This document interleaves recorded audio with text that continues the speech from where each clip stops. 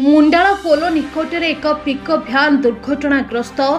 जगतसिंहपुर जिला नाउका ब्लॉक अंतर्गत मुंडाला बजार निकटरे थिबा एक पोलो निकटरे पिकअप भ्यान दुर्घटनाग्रस्त होइथिबा देखा जायछि। खबर नेबार जणा जाय कटकरो एक पिकअप भ्यान सार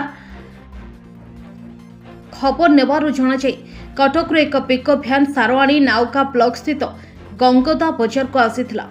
सेठारे सार खाली करी ड्राइवर जनक प्रचुर मदपान करी गतकाली विलंबित राति पिकअप भ्यानटी को नहीं नाउकारू कटक अभिमुखे जाउथवा समय भारसाम्य हराई मुंडाला पोलो निकटरे एक जोर मध्यकू ओलटी पड़िथिला।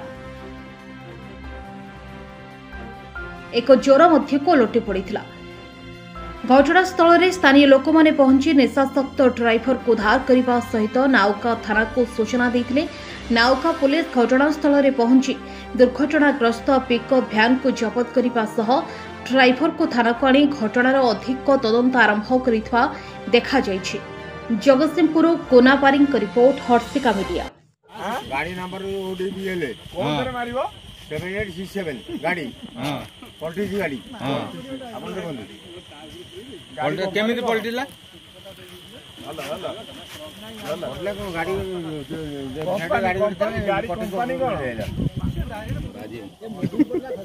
मोबिल पर त लागी